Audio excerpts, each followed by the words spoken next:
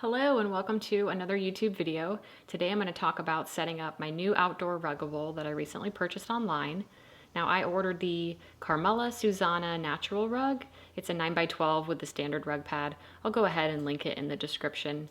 I have quite a few of these inside the indoor version, so I was pretty anxious to set it up and thought, you know what, I'm going to give it a go by myself and try to set that up today on this very hot day. So first what you want to do is clear the area. So you could either leaf blow or you could just give the area a good sweep. Also, if you felt like your area was pretty compacted with some dirt, you could give it a power wash, but I didn't want to do that because the concrete area that I have has already been power washed for a previous season. So just move forward with the leaf blow and moving the furniture out of the way. So as you can see here, I've got a large rust-stained area on the concrete and some large cracks that I'd like to cover up. So what I did is I measured the area overlapping the 3 loungers and decided to go with the 9x12, which would give me some extra space on the outsides just for walking and making sure that I'm covering over those imperfections of the concrete area. So once you've got your area nice and clean, you're going to want to start the unboxing of your ruggable. Now mine is a 9x12, so it came into a large box folded in half. So chuck that cardboard box out of the way and get to unwrapping. So Ruggable actually wraps everything in really thin strands of saran wrap. And of course, I'm in the middle of filming this and thinking, darn it, I wish I'd have brought some scissors with me. So make sure for your unboxing that you have some scissors or some sort of a knife to unravel all of this. So once you remove both ends of the saran wrap from the rug itself, you'll see that there are a couple of cards that fall out, and it's how to take care of your ruggable. All this information I'll add in the description, as well as you can get it on their website. So once you unfold your rug, you'll see that the rug pad associated with your rug is inside and of course wrapped in more saran wrap. So this is when your scissors that hopefully you have with you or a knife could cut all this off and speed up the process of what I'm doing here, which is just unraveling it bit by bit. So I was pretty surprised to see that my rug pad came in 2 sections. Again, I do have some indoor ruggables, and all of those rug pads are in their own one-piece section.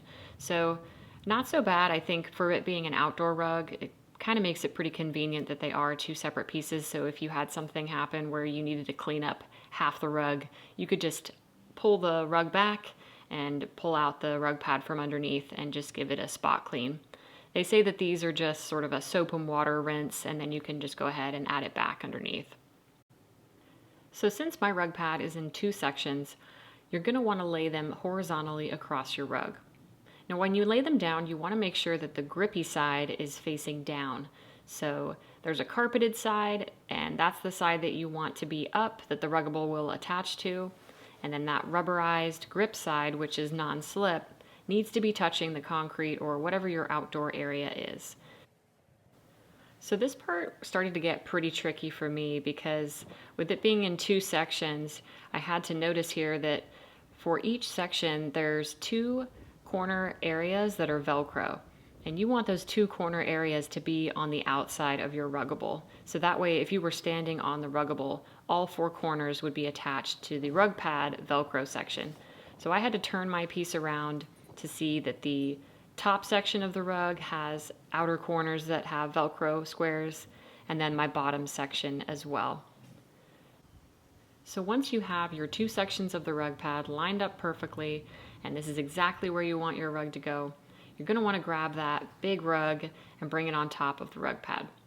Now, if you have another person, they suggest rolling it up, inside out, and then dropping the ruggable down and then unrolling it and doing the creases.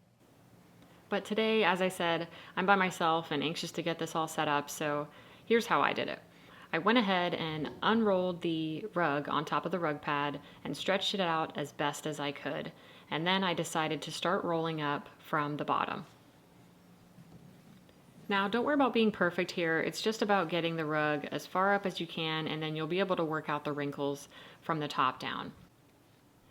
So you're just going to want to make sure that you've got good overlap on the outside of the rug, about 1 inch or 1.5 inches on all sides of that rug pad, and just get this top section nice and straight. Once you have this piece down, it's pretty straightforward after this. So as you can see, the rug pad has separated a little bit from the other piece, but that's okay. As we start rolling it down, we'll be able to pull it forward so that way there's no gap in the rug pads between the two. So once it's nice and straight, get your final little crease out and you're ready to roll. I gave it one more leaf blow over just because as I was here, a couple of leaves fell on there, but you could do that if you wanted to and then get ready to start rolling this out.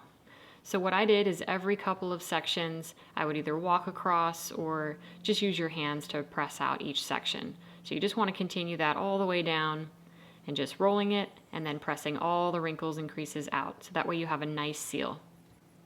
And as I mentioned before, here's the part where our rug pad actually separated. And so we're just going to pull it nice and forward and just make sure that there's no gap between the two rug pads.